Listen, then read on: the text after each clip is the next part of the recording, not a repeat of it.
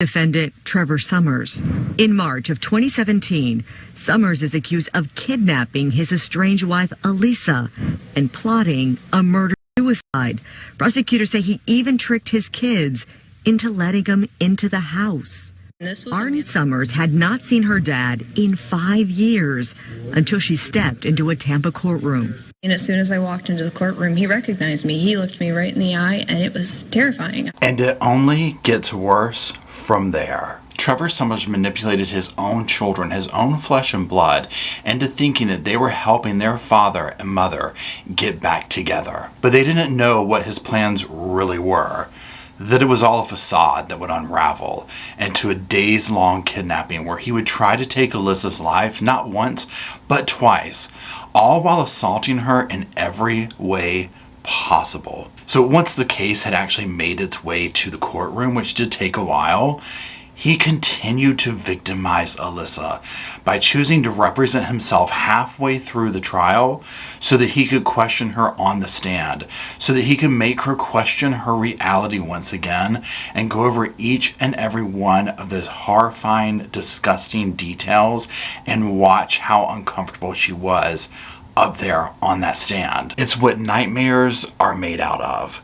Today, we're discussing the case of Trevor Summers. But first, welcome back to the damn sofa over there. Don't forget to check out the description for all the links for all my channels that I have. It's all down below. As always, thank you to everybody who makes the channel possible. If you're down in the comments section engaging, sharing, liking, and for those Patreons and channel members who support the channel in that way, thank you so much. I wouldn't be able to make the amount of content that I make, and I appreciate every last one of you. And on that note, let's take a moment to hear from today's sponsor, KRADLE. If you follow me, you know that we're down to just Bailey and Roscoe, and it seems like their separation anxiety has gotten even worse. So when KRADLE reached out to us again, we were so excited to try their new products. So who is KRADLE? KRADLE is a dog supplement company focused on helping all dogs live a stress-free life. Their easy to use, easy to love natural calming products are essential for pet owners beginning to return to work and school in person, or simply leaving the house more frequently again. KRADLE products help you make any instance of separation easier on both you and your dog. Their Chiller's long-lasting hard chews and new all-day calming bones are particularly great for separation stress. Both keep dogs happy, calm, and occupied for a long time. KRADLE also has the Bliss Bar soft bake bars, which are great for picky dogs, Sleepy Cleans to help your dog get a good night's sleep, which we used with Roscoe, and Soft Chews for convenient daily stress-free, and Quick Calm Melts for fast-acting stress relief when your dog needs it most. Research indicates that up to 16 million dogs suffer from separation anxiety. Common signs are things you might have even seen in your dog, including barking, howling, restlessness, chewing, or even destroying household items, and sometimes even escape attempts. And reports of the separation anxiety in dogs have spiked over the last few years as pet owners have spent more time at home amid the pandemic. Now, KRADLE also offers bundles specifically for separation stress. And if your dogs are like ours and get stressed out over a variety of things like fireworks, road trips, or even thunderstorms, they make bundles for those too, and they have served us well, especially last July 4th and on road trips. So whenever Matt and I leave the house, this is usually a big stressful time for the dogs. And recently, like I said, Bailey and Roscoe have been more, excitable, more anxious, missing us more, that kind of a thing. So we have cameras in the house so that we can keep an eye on them when we leave. And what we typically find is that Bailey's rushing around, she's looking around to see what's happening. Roscoe is Roscoe. He still does his thing. He's going to just be little Mr. You-know-what all over the place trying to run the household. Roscoe's biggest issue right now is staying asleep and in bed and not jumping up and down all night long. So for Bailey, we tried out the all-day calming bone. It's a refillable occupying bone for dogs, and she really loved it. Now, one thing I liked about using this is it was, number one, easy to use, and it was also easy to figure out the amount that you needed for it. In fact, KRADLE products are designed to be easy for you to use. All of them are single serve and perfectly portioned by dog weight for the very best pet parent experience. So when you're trying to leave the house, it's not like you had to bust out a calculator and get all technical over something. They have taken that part out of it and they make it simple and easy to figure out. Now, like I said, with Roscoe, he has trouble staying in bed all night long. So for him, we use the Calming CBD Chew Soft Bites. Again, I was able to sit here, figure out what kind of portion he needs. He has teeth issues, These were amazing because they were soft. I could break them up for him. Roscoe benefited from them overnight, and we also found that when we would check the camera, Bailey was like running back to her room sooner. She was just chilling out when we left. She was overall calmer, and again, Roscoe was keeping his little ears perked and whatnot, but he had an overall chill vibe too. In fact, I'm going to put a picture up at some point in here of him and Bailey sleeping on their little bed together, which they never do, and so they did this with us, and I absolutely love that. And another great thing about Cradle is they're giving back to animal shelters everywhere and making adoption easier for all, and providing samples and adoption kits for pet parents to ease the transition into their forever homes. I absolutely love that. And Cradle wants you and your dog to both be happy. With their stress-free guarantee, if you don't see a reduction in the signs of stress after 7 days, they will work with you to find a better solution or even refund your order. For 20% off your order of Cradle products, go to cradlemypet.com/reportinglive and use promo reportinglive at checkout. You can also shop on Amazon or visit your local Walmart or Pet Supplies Plus to pick some up today. For 20% off your order of Cradle products, go to cradlemypet.com/reportinglive and use promo reportinglive at checkout. You can also shop on Amazon or visit your local Walmart or Pet Supplies Plus to pick some up today. Alright, so be sure and give them a try, y'all. It's all down in the description below. Let's get on the same page with one another and let's talk a few moments about the backstory to this case, how we arrived at this courtroom saga. It's not often that defendants take the stand in order to get themselves out of some hot water, but, and it is a big but, this is one of those unfortunate cases where the defendant not only did that, but this also gave him the chance to question his victim and go over all those details again. Today we're going to review different clips of the courtroom drama, and I'll offer commentary on them as we go. Alyssa and Trevor had been married for 16 years and had 5 children together. There was major history there. In October 2016, she left him. By February 2017, she got a restraining order against him. And then on March 11th through the 13th, 2017, Alyssa's worst nightmares, they came true. He manipulated his daughter Arden into helping him gain access to the home. The plan on March 10th, 2017 was after Alyssa went to bed with the youngest kids, Arden was going to help him into the home so that he could talk to her, try to get back together. This is what Arden, his daughter, thought. He had convinced the children of this. So she left a window open for him to use to enter the home later that night. Now, as you can only imagine, Alyssa wakes up to a stranger, a figure, in her bedroom in the shadows of the night. And she's like, who is this? Who's in my room? And the second that the mouth opened, that the person spoke, she knew exactly who it was. He would drag her down to the family room and she tried to get away, but she was unable to. He's much bigger than her. Her small children would even wake up and she would tell them, go back to your room. She is trying to keep Britt and Grady calm. So every time they yell from the bedroom, Mom, are you okay? Is everything okay? She's like, I'm fine, kids. Everything's okay. Because she's worried about them. Now, Arden, she's out in the minivan out front. She's texting with her dad. They're thinking, hey, maybe Mom and Dad are going to get back together. This could be it. Our family could be what we wanted it to be. But Trevor says, you know what? I need more time with your mother. You need to come in and get the younger children and take them back to my house so I can have all this time with the mother and she has my undivided attention to attempt to convince her to reunite the family and come home. They had no idea that their mother was in the house hogtied, and that at one point their father was going to take a pillow and mash it down on her face until she started to suffocate and her world went dark. But she luckily survived that. And it was at this point that she decided to play his crazy game. She decided then and there that this was serious, that she was not going to make it out alive unless she finally gave in and pretended to go along with his plans. To pretended that she was going to reunite the family in his weird way. And so she went along with it in hopes of surviving that dreadful evening. He had plans to take her on a boat down south, and he even let her leave the house with him, tying her up, of course. And when they stopped at a Walgreens, she would actually try and escape. It was at this point that one of the employees, they saw this happen. They saw her try and get out of the car. They saw him run back to it and push her back in and drive off.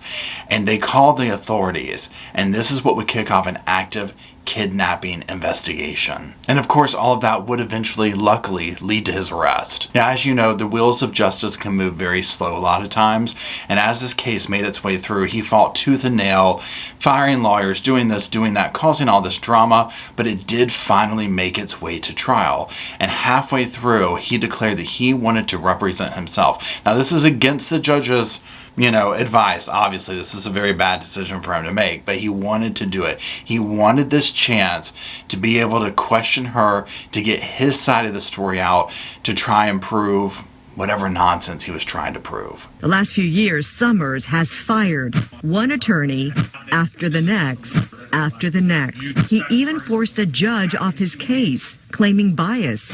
Now with a new judge, he is once again asking for a new lawyer, claiming the two just don't see eye to eye when it comes to a defense strategy. He wants to get rid of me. And if it takes representing himself in order to get rid of me, that's what he's willing to do. And that's exactly what Summers is now doing, representing himself. As a victim, it's a little scary. Elisa Mathewson is now remarried and has been waiting to testify against Summers for years. Thank you, Your Honor. She says he's been playing games with the legal system and is up to his old tricks again. She feels she's being re-victimized. It's a little intimidating. I have a lifetime protective order against him, and he's going to be right in front of me questioning me about the crimes that he committed against me. So now comes the time where we're going to review some of the clips from the trial that stuck out to me, specifically the time that he represented himself, he being Trevor, and his wife, or ex-wife, estranged wife, Alyssa, was on the stand. So what I'll do is I'll put a clip up, and then I will offer some commentary, and then I'll look to the comment section after this has been posted to see what all you have to say as well. So let's go ahead and start right now. Good morning, Ms. Mathewson. I wanted to review the testimony that you gave here today. Excuse me. I'd like to just go through your testimony from the beginning. So you can see how nervous she is, how bothered she is to be there, right? I mean, this is very obvious. This is entering into him facing her on the stand. Now, what's unfortunate is what we're going to see here is a narcissist, whatever you want to diagnose him with, but definitely has some of that going on. Doing what narcissists do. Narcissisting, right?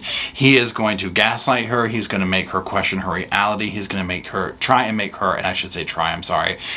her think that she's crazy, right? And that none of this happened and that this was all, by her own doing and that she's making this up and she really wanted to be there. So let's go ahead and watch Mr. Summers' performance. Let's go to the evening where I arrived. You've seen. Do you remember approximately what time I arrived here? I was asleep. Do you recall which window I came in? I was asleep. Okay, so again, we hear this, and it's very disarming to me, at least, when you're hearing the person doing the questioning using I, because obviously we're used to hearing the lawyer up there speaking on behalf of the client, whoever that might be. But here we have it very different. We have the alleged attacker interviewing her, and you can see where she's not looking at him. I was asleep. And she'll even say at one point, I'm focusing on this behind you so I don't have to look at you type situation, right? I don't blame her. But listen to how he's asking these questions so nonchalantly, where even for me to listen to it, it's disarming and bothering because I'm just like, this is so creepy and so scary, but also what time did I arrive? He still thinks like this connection in his mind that is still there is so bizarre, but also doesn't it paint so much more of a vivid picture when you have somebody sitting here saying, well, what time did you think I arrived at your house? What time do you think I did this? As opposed to, like I said, an attorney saying, questioning, what time did, you allege the person, in their little attorney talk. So again, you already see right out of the gate how he is just getting under her skin any way he knows possible, and that's what these personality types do best. Do you recall from any police reports or any of the evidence that you've seen how long I was at your house before you were awakened? Okay, and you said it was dark in your room? Yes. How dark was it? only light was coming from my digital clock. Very dark. Was that enough light to see a figure standing in a certain position in your room? Yes. Did you recall me saying anything about calm down, it's just me? Yes. Okay. So once again, we see him slowly using the tactic that he's going to use throughout this trial, which is trying to make her question her sanity. And I think his overall goal is, number one, obviously he's trying to make it out to look like this wasn't his intention the way that this went, right? That there were active parts of this that she was a willing participant in. But also he is trying to make it look as though, well, you couldn't have seen me, so maybe you got this wrong, and maybe you did this wrong, and that kind of a thing. Which again, we often see attorneys do this, but this is a person, I mean, this is a jailhouse, logic here, right? I mean, this guy's not an attorney. He's, somebody who's on trial for horrible things. So it's not giving what he's wanted to give is what I'm getting at. Okay. What is at the end of the hallway? On the end of the hallway, there's a mirror. The left side is the master bedroom, and on the right side is a small hallway. Okay. And so, in your testimony, you said that you were brought down this hallway? Yes. And you said that was by your ankles? Yes. And at the same time, you were kicking Yes. while you're being held by your ankles? Yes. Okay. Do you notice any claw marks on the walls or any lines on the carpet? Anything that would indicate that kind of a struggle? No. So you see what he's doing, just like I said previously. He is trying to discredit her. That you were being dragged by your hands. Huh? You notice that little number he did right there, and then trying to say, well, there's nothing in here that shows this kind of a struggle or this or that.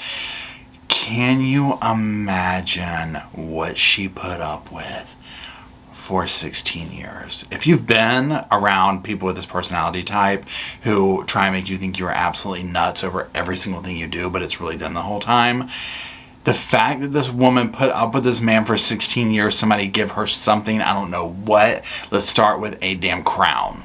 Mrs. Mathewson, can you tell me what the contents of that laundry basket are? There's a pink sheet. There's some clothes, possibly, I can't really tell, maybe a towel. Okay. Is that the pink sheet that you say you were wrapped in? Yes. So would you be able to explain why it's underneath the other clothes? I cannot. That blue cup is the one that you threw across the room? Yes. And that blue cup is now sitting nicely on vanity? Yes. Did you put it there? I don't recall who put it there. Did you use it while I was there with you? I don't recall. You don't recall? Okay. Now, here's the thing with the blue cup and stuff like that. He could have put it back there himself, full well knowing that he was going to line this up to try and make it look like this type situation or whatever. That's what these people do. That's how they go about this. But again, you see his tactic. He's trying to discredit her, and this is pretty much juvenile type stuff, right? I mean, A for effort, right? Okay, I mean, I hate to say that, but like, okay, great, you're picking some stuff out. But again, the whole performance that he's giving with it, and obviously now we know, right, what happened. This case has already been done. It didn't work well. Okay. I see a windowsill, but I can't tell what is on that Do windowsill. you see any discoloration here? Sure, there's discoloration. No. Could that be from the children going in and out of that window? They were not permitted to go in and out of that window. If they went in and out of that window, they were told they had to go through the front door and around to the backyard. Okay. Okay, Mrs. Mackey, this is the trash can in the kitchen, correct? Yes. And you see the items that are on the top? Yes. Okay, so a couple of water bottles, it's like a ball of string, and maybe some random trash, is that correct? Yes. Okay. And do you recall how much string that might be? I have no idea. There was a lot of string. It's a lot of string, and then it was your testimony that that string fit in my pocket. It was wrapped, but I saw it come from your pocket. Yes, it was wrapped. All of that string came from my pocket. Yes. Okay, thank you.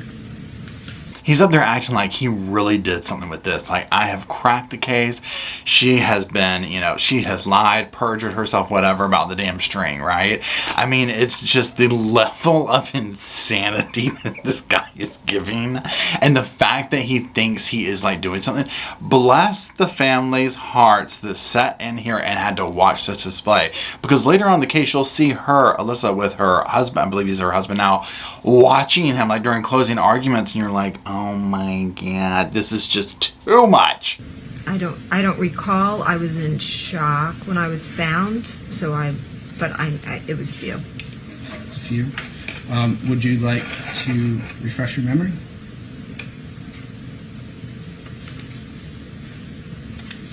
Do you need to refresh your memory? I don't need to refresh my memory. Okay. Can you recall about how many times you've testified about this nightclub? I mean, my God. Again, can you imagine how he would be at home arguing over something simple, right? Like, who forgot to put the cereal up, okay? This guy would probably go into a 3-hour tirade over something, trying to convince you that you are mental because you didn't do it, right? I mean, my God.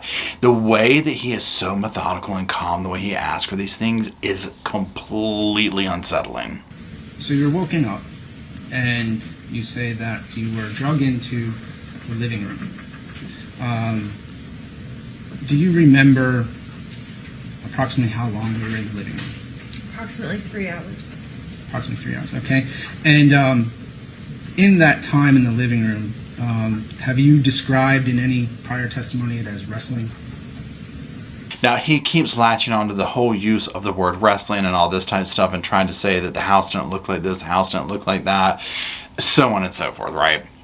This is a man who has not only victimized his, at this point, ex-wife, his children too. I mean, he pulled them into the plot. He had a 14-year-old driving the children back to his house. I mean, come on. This is so infuriating, and you can see how bothered she gets.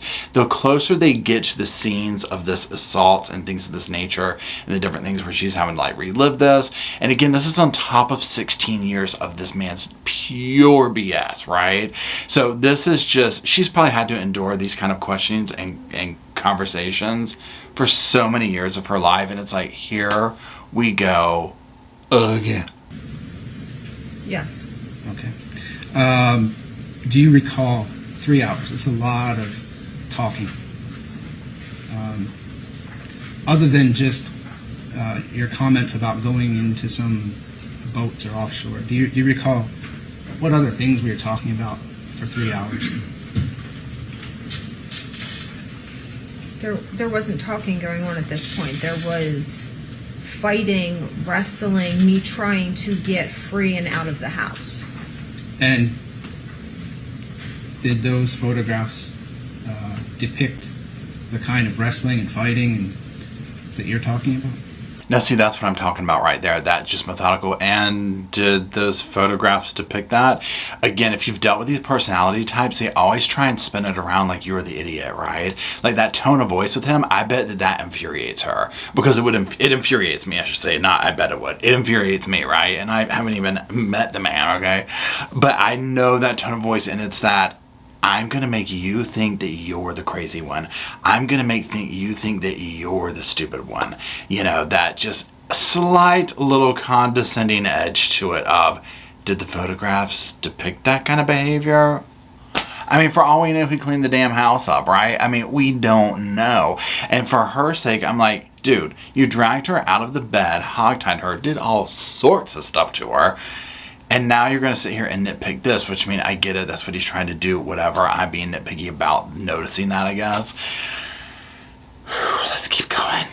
And, but you don't remember all the things we were talking about. You thought we were fighting, wrestling, that kind of stuff for most of that time? Yes. And is that where you sustained some of the bruises? Yes. Some of the scratches? Yes. Okay. So you think most of the injuries that were photographed happened in that living room?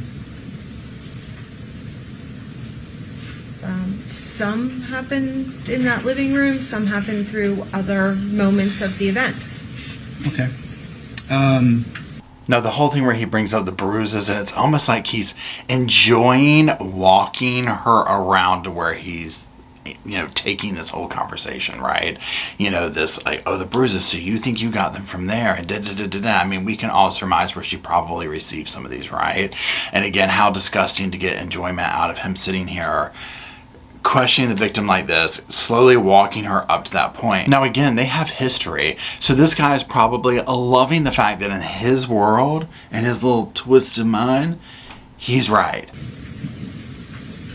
It was your testimony that you saw scarves wrapped around my body in the living room? Tied to your belt loops. Tied to my belt loops. And they couldn't have come from your closet? Those scarves were not at my new home. Okay. So you didn't notice them at any other time until we were in a dark living room? Yes. And you could discern in that darkness the colors of peach, pink, and white? I could not see the colors at that time. It was your prior testimony that you noticed the colors. You stated the colors. I know that they are those colors because you used them to tie me up after the struggle, so I know what colors they were. Okay. Now this is a classic case here, this whole bit with the scarves and with this and with that, and he is just gaslighting the situation. The pictures that he shows up there, questioning her reality if she really thinks that these are the scarves. And what's even funnier is it's like this is her stuff, right? And he's talking about, or she's talking about, oh, it was tied to your belt. This, again, is what is so frustrating with these personality types, where they literally, and again, I don't know all this stuff. I mean, we might need Dr. Grande up in here for this one, y'all. I hope he does a video on this, right? Just go on and send some vibes out. Him do a little video on this, because we need help over here, Dr. Grande. Okay, because I don't understand the point of him trying to gaslight to this level when there is something that's so obvious, right? I mean, he'll nitpick on something and like this with the scarves or whatever. It's like you tied her up with them, right? She's not making it up, okay? Even though he will claim that she has motivation to do so and so on and so forth. Also, if you notice, this is the sick mind that a stalker mentality lives in. Now, of course, like I always say, I'm not a doctor or any of that stuff, but all these things, narcissism, sociopath, stalker, they all intersect and whatnot. But oftentimes when we see these cases of stalkers and obsessed lovers and all this kind of stuff, you see this where they are convinced that it's their highway or the highway, that everyone will see it their way. It's supposed to be this way. And that's what this guy is too. I mean, remember, he did some crazy stuff during this, and we'll get to that here in just a little bit. Let me ask you, Mrs. Matheson, do we ever use scarves intimately? Objection, Judge? Legal basis.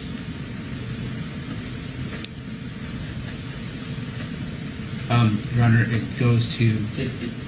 She can answer the question. Okay. I do not recall ever using scarves intimately. In 16 years of marriage, did we ever go beyond just regular intercourse? Objection, Judge. Relevance. Hold on, don't respond. I'm going to allow it overruled. Mr. Matheson, you may answer.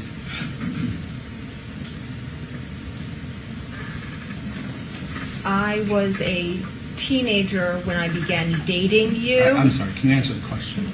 I'm answering the question. Wait. Don't cut her off. I'm sorry. But unless you intended to narrow the scope. I just didn't want to get into the history that she's starting out with. I did want to just ask. Well, do you have during our marriage. Do you have a more specific question? I asked during our marriage. I didn't ask about her teenage years.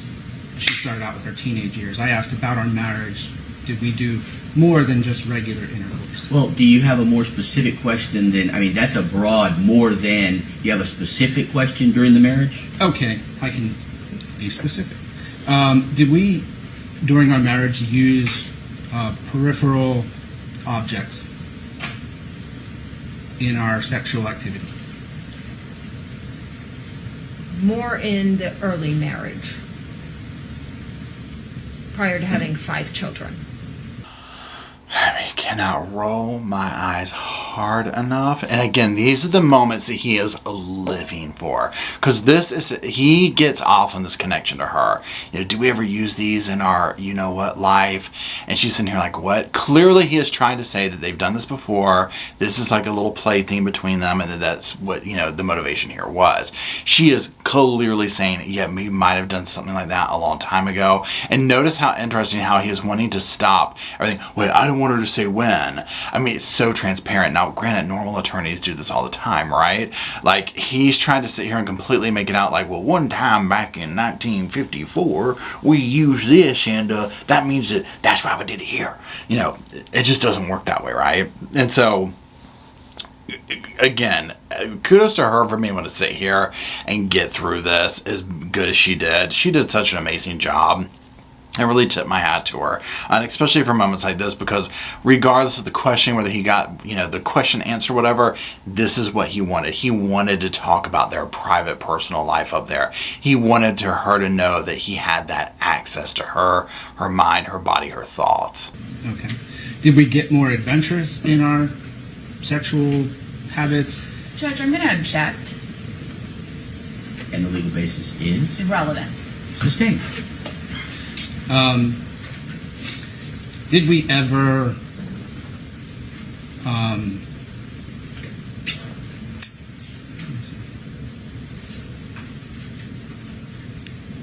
use scarves or strings or anything to as part of our sexual encounters from time to time? I don't recall a single instance. I don't recall any. Okay. He keeps going with that. God bless her husband having to listen to all this mess. And that's another thing, too, if you think about it. This is another thing that he's probably doing. Because it eats him up that she's with somebody else, right? I mean, for God's sakes, look at where we're at, right, with the whole situation. So it totally eats him up. So he's also enjoying being up there and being able to say this, like, really personal stuff. Even though she's like, yeah, honey, I don't even remember her once doing that.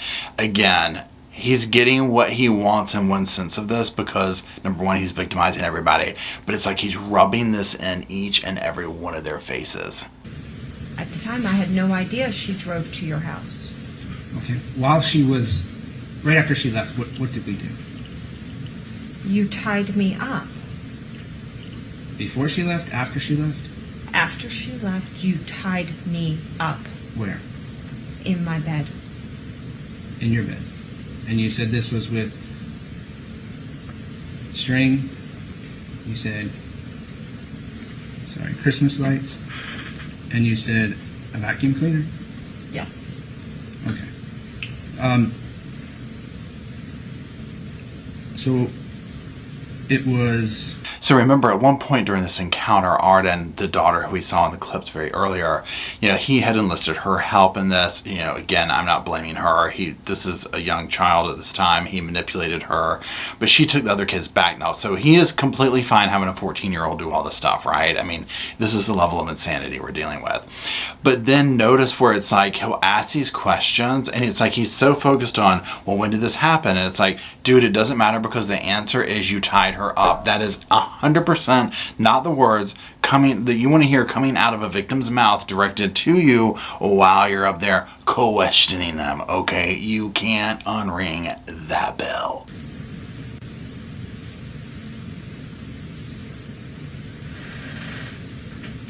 How did I go get the Christmas lights? It was already tied with the scarf and the string. Then you left and went and got the Christmas lights. So I left the room to go get Christmas lights. While I was tied up.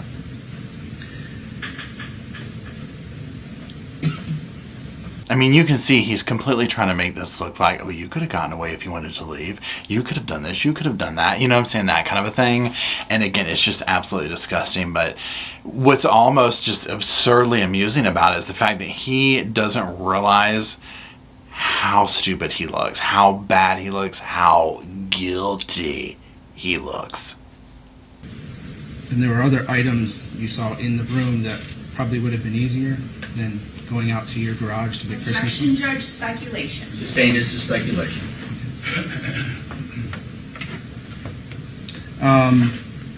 Let me ask you this, Ms. Mathewson. What is the time frame between when Arden left and there were videos made on your telephone? About 5:30, 6 o'clock she left. The videos happened when I was first hogtied, which would be approximately 11 o'clock. 6, I'm trying to do the math while I'm thinking. It's... Again, he's trying to do all this stuff, and the victim is using the word, when I was hogtied. I mean, slam the damn gavel, case closed. 5 hours. 5 hours? Okay. What did we talk about for 5 hours?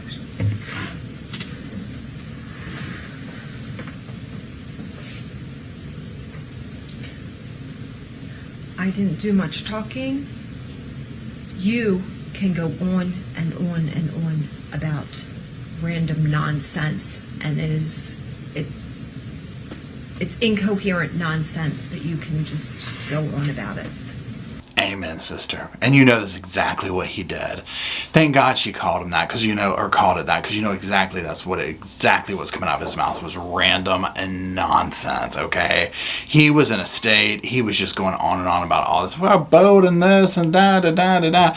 You know, and again, imagine a simple mistake made around the house when they were doing whatever, or a disagreement on how the kids should do this, or blah, blah, blah, blah, blah. You know he would go on and on and on for hours. You know how narcissists are, where the most bizarre thing can trigger them, and it can come out of anywhere, right? You're just like, what, why are we, how did we arrive here? How did we arrive at this in-depth conversation, this anger, this whatever, over something that's so, you know, just nothingness, so nonsense? And also, I just wanted to ask you, you stated now that you were held for a few hours on the 18th. I was held for a few hours on the 18th. In prior statements, have you been consistent in saying 6 hours?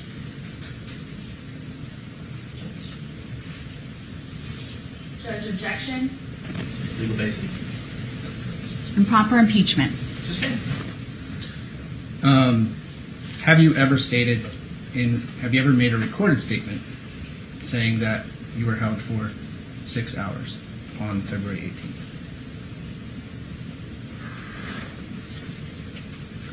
I don't know what recorded statement it is that you are referring to. I don't know of any recorded statement.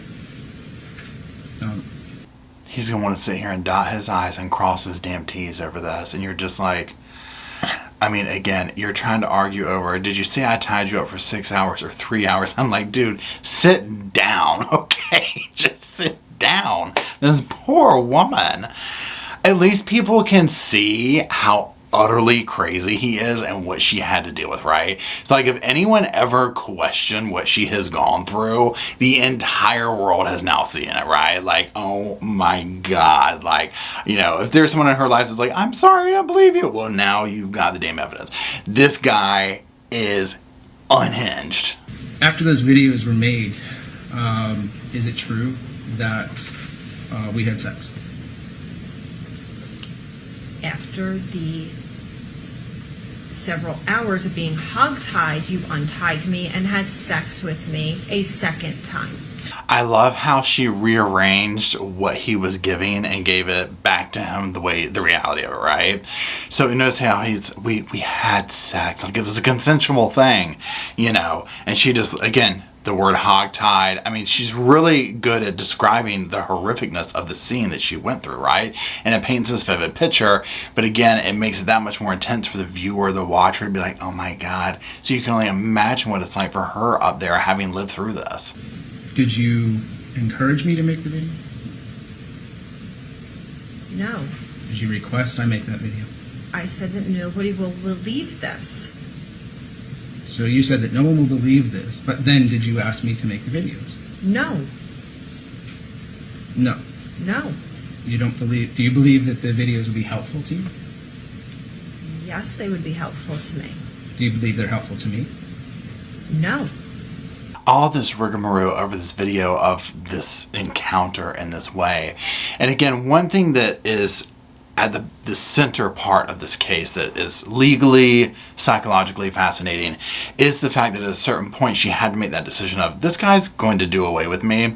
I'm going to play along with this game somewhat. Now, I'm not trying to sit here and say, oh, she went along with it and got hogtied. No. But what the angle he is trying to take is, in his world, that's like, well, no, this is, you know, she loves me, because he's sick, he's disturbed, right? And so these moments like this where he picks apart these things about the video, about this, about that, you can almost see how it probably played out, or envision the tone of voice and things like that, where he is removing anything like that in his world and just trying to put out there like a, what did you say, that I should make the videos? I said nobody would ever believe this. Well, would it be helpful to you? Well, yeah, because it shows you assaulting me. You know what I'm saying? Like, it's a no-brainer, but it's interesting to see almost the warped world through his warped lens, and how you're viewing it in his logic, I guess you could say. Did I threaten you to have sex? You broke into my home in the middle of the night when I was sleeping, attacked me and tied me up. I take that as, yes, you threatened me to have sex with you. Yes. I'm asking you specifically, before we had sex, did I threaten you or force you to have sex with me? My answer is yes, you forced me to have sex with you. Okay, so you see what I'm talking about with that clip right there, where he's latched onto, in his world, like, oh, well, it's, you know, consensual or this or that. And again, her world is a logical world. It's like, you broke in, you tied me up, you attacked me. I was trying to survive at this point. So anything you might have misconstrued as thinking that I might be not screaming or yelling or doing whatever. Remember, the first part of it, she had kids in the house, right? So she's just trying to survive this moment. She already had a restraining order on the guy. I mean, she already knew this dude was crazy, right?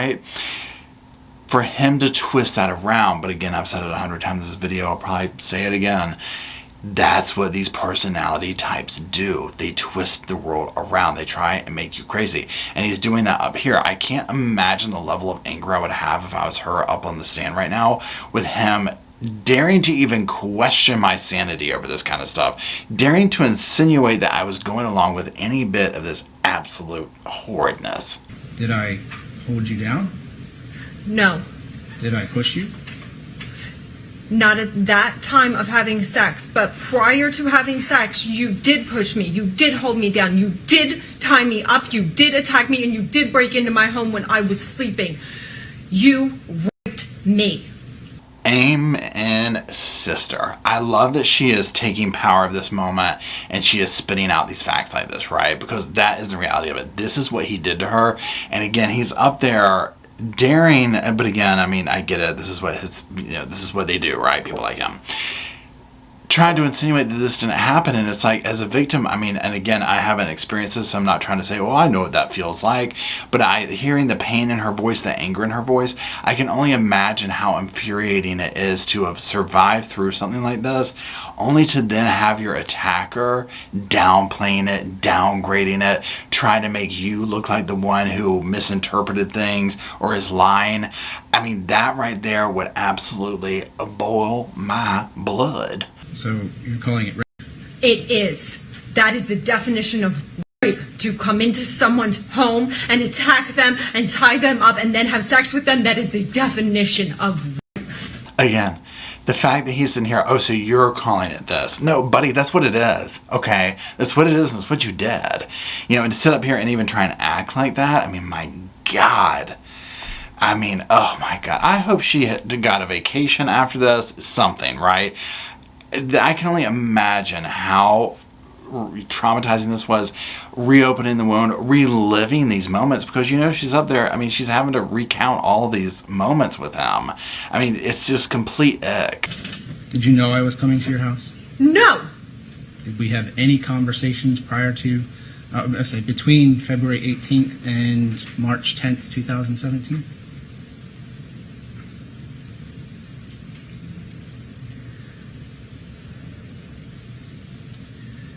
You had sent me text messages after February 18th about the vandalism of my home that happened when I was at work, on February 21st, and you had offered to come to my home and clean it up in a text message, I told you to never come to my home.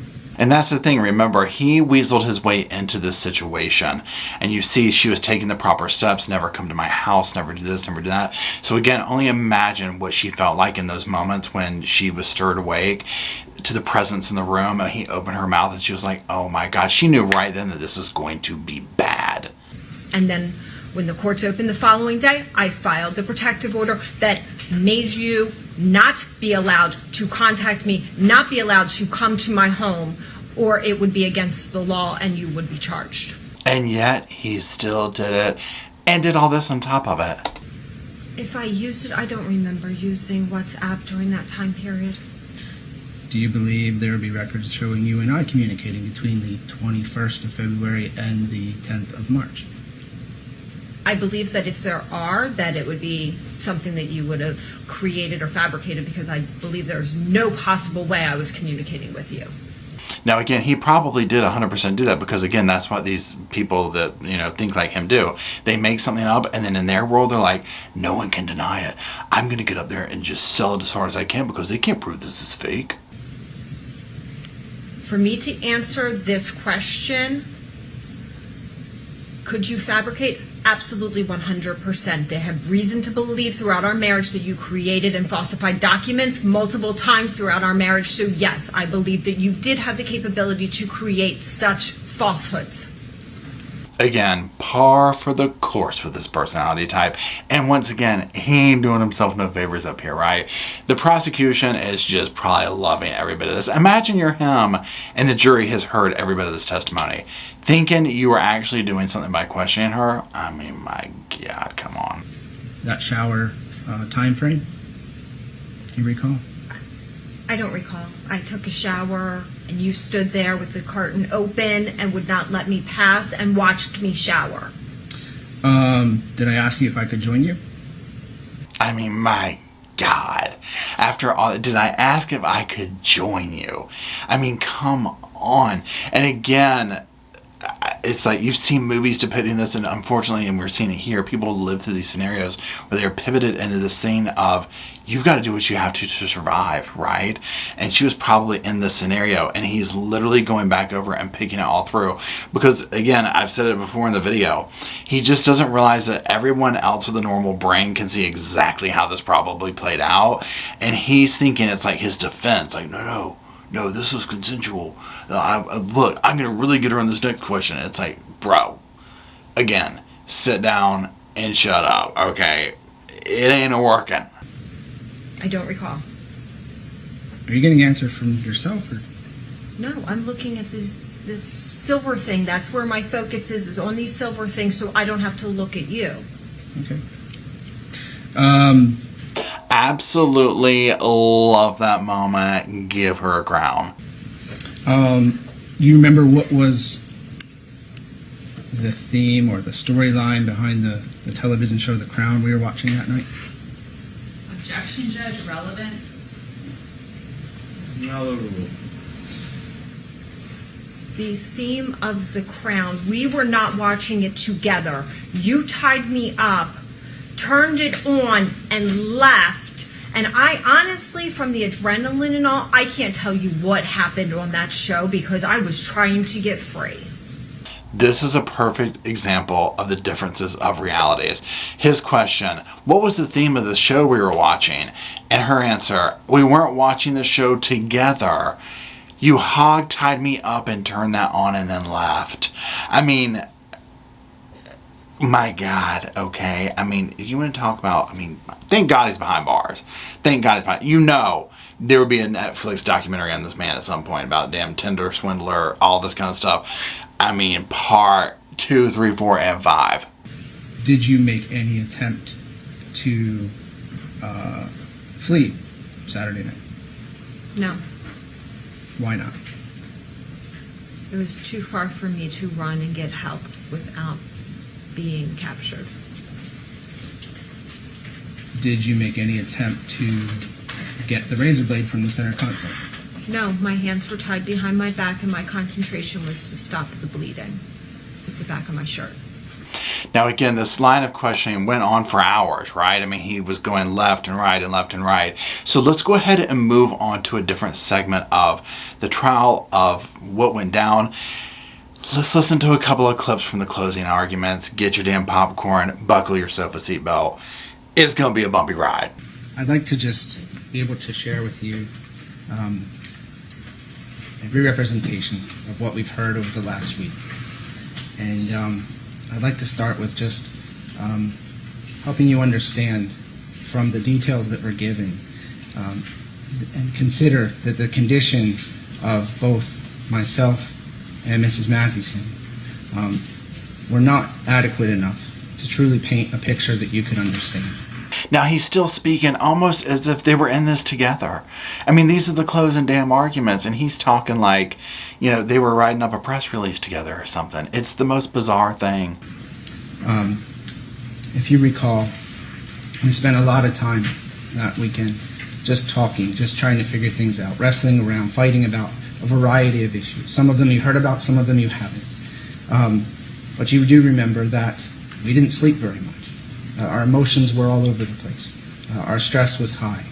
We've heard these things through her testimony and through statements of others in this case. And so I ask you to please keep that in mind as you look through, as I walk you through the facts that were presented. And as you see, once again, he is in complete delusion. I mean, in his world, we were talking, we were doing this. He has no concept that he forcibly tied her up and assaulted her and made her do all this. In his world, this was some kind of consensual situation. Or maybe he knows what he did is wrong, but he's just trying to get out of trouble. Hell, I don't know. I first ask you to pay attention to the photographs. As you walk through the photographs, I ask you to please look through them and notice things in the residence of Mrs. Mathewson. That there were no signs of a struggle. That there was not broken glass or dents in walls. There's not scratches on countertops or blood splatter.